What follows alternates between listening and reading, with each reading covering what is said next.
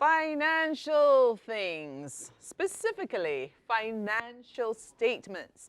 If it makes you nervous, don't worry about it. Just relax. Especially since now you've gotten your morning news, you've gotten the sports, we're working on some traffic for you. But you know what the weather's shaping up to be as well. So we're going to take you into this session, which we started last Monday.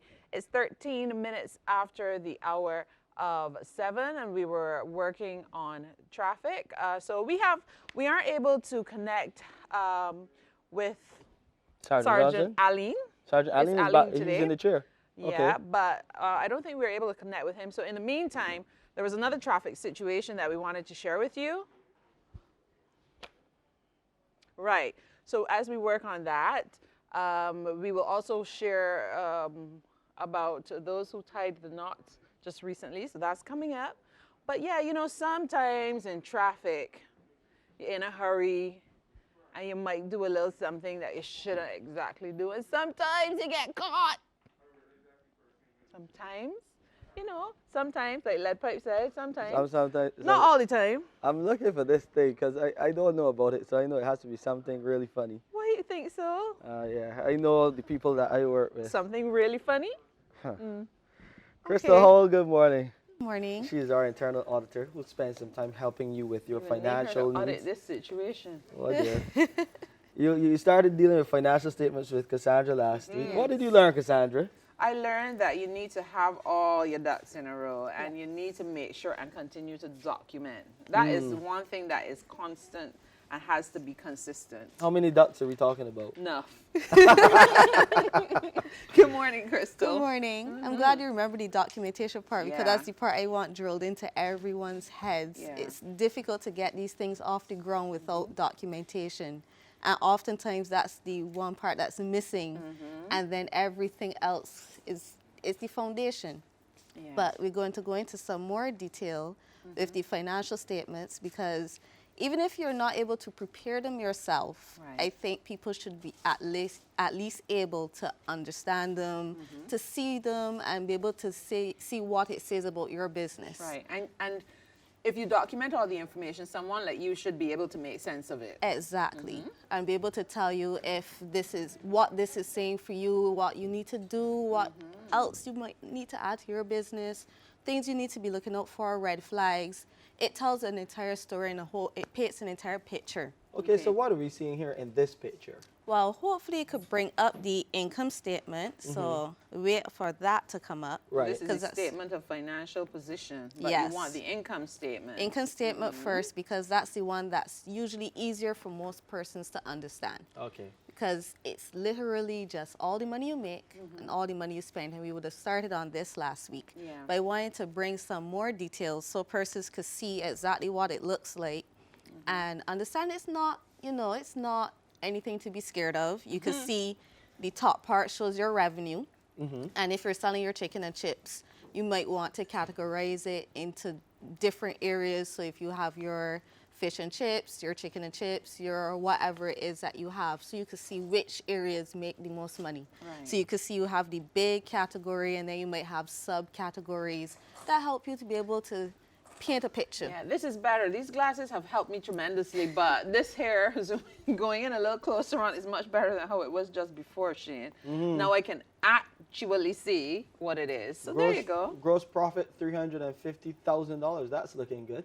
Yeah. And then you got your expenses there. You're going down the road. This is the part you have to see what the figure looks like after. After. Bad debt. Bad debts happen, especially if you give out things on credit. So you might have persons who come and trust from your business. Right, which you said will happen from time to time. It could happen. It depends on your policy. There So are a if you, whole lot of things there, though, in terms of the expenses. yeah, there's a lot that you need to sit down and think about because whether you like it or not, some people will advertise still, even if it's only social media. It's still a cost to it. Listen, Krista, I see $350,000 there, the gross profit.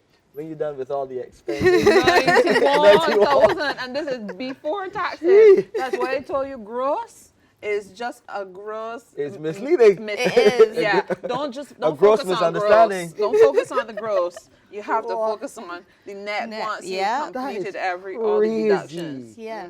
The cost of goods sold is the one that people like to focus on as well too because The cost it's of?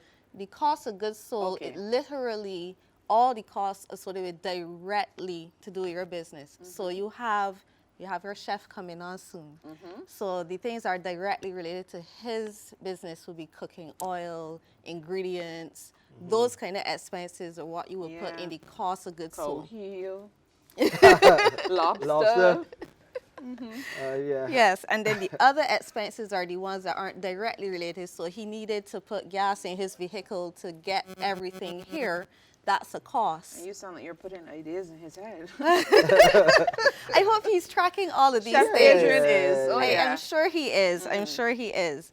But you get to be able to see the difference between what is directly related to your business and what is still needed to be spent to get your business going, because it doesn't just exist in a vacuum where you just focus on ingredients or anything else.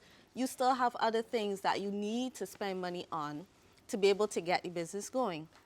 And as you said, you see persons making this whole set of money, but then you don't realize the cost that goes into generating that income. Do people who fail to introduce or have these financial statements as a part of their business platform really struggle to take their business from small to medium-sized enterprises? Is that the very experience? much so. I actually had a conversation with a friend this weekend. He does a lot of work for persons with small businesses, and he says most people are not aware that, yes, they have money coming in, but they're not making any profits. So they see the 350,000, they think, I'm making a whole set of money, but a lot of the times, some of these businesses might even be shelling out more than that. Right.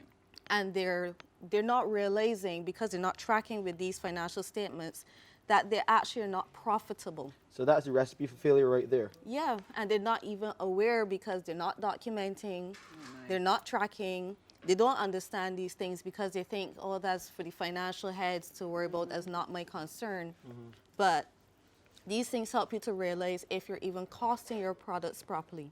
So is that $10 that you're charging for a portion of chicken and chips really helping you to be sustainable?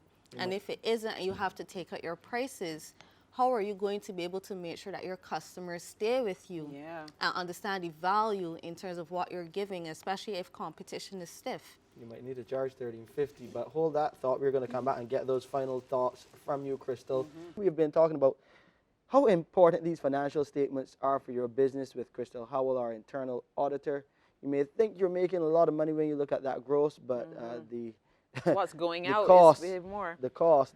You got to watch those costs. So instead of charging $10 for the chicken and chips, you may need to charge $11.50 or add on further. But you just said $13.50. I was thinking about bus fare. Oh, I was thinking about bus fare. $3.50. Right, so it's $3.50 at top of the 10. Oh, okay. Yeah. Crystal. But he actually made a very interesting point, because persons may have a particular cost attributed to what they think should go into the chicken and chips, and then there are changes that they don't account for. So one of the things persons have, I think some persons may not have grasped, when the changeover from plastic to the cardboard containers happen. You call it cardboard. They feel like cardboard. The more environmentally friendly options. friendly options. Yes. So I was speaking to someone at a larger financial institution, and when he spoke about the cost of the straws, the plastic straws as compared to the environmentally friendly ones, the difference is astronomical. As in the new option costs way more? Way more, comparatively speaking. And they have taken it into account and they have adjusted their prices to suit. But I know a lot of small businesses that have not. And if you are not tracking that, and that's just one cost, you have the straws, you have the containers, that additional cost has not been factored in.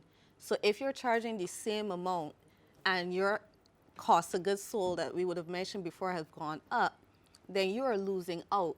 And if you're not tracking that and all your other expenses, then how long would that be sustainable? Is an option trying to bring in more customers so you get more income? People should always be trying to bring in more customers, and that can only go for so long. The reason why I keep emphasizing the costing, if you calculate that which we try to call it a break-even point, this is how much the bare minimum you need to sell your item for to be able to make a profit. So if you work out that your break even is $10, if you sell this at $10, At least you make your money back. at least you make your money back. That means that if any of your costs go up and you haven't adjusted that, it doesn't matter how many people you bring in, you're going to be making a loss. Yeah. Crystal, I'm just trying to avoid paying more money for some of these goods and services that we consume because, like, you saw the report last week. Barbados is One a of the number most- 13. 12. 12 in terms of 12 expensive on the places list. to live. Yes. Yeah, so we don't want to we don't want to be in the top 10 for that at all. I Not far know, from it, though. that's why with the macroeconomic effect of a lot of the decisions that are made by those that are in power do have a very real impact on us. We then have to adjust what we do. And in adjusting, it carries up the cost of living all the time, which is why the decisions that they make are so important. Yeah. Because we can only sometimes manage with the follow of it. There isn't much we can do at that end, but hopefully there'll be more focus on the strategic plans to help bring down the cost of living.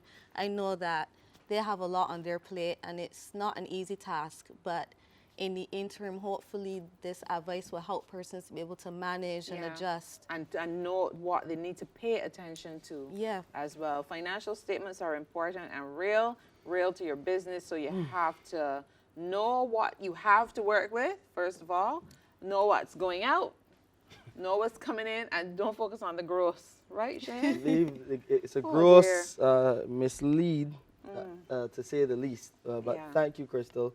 Always a pleasure having you. You save a life, but you make us spend more Yeah. money.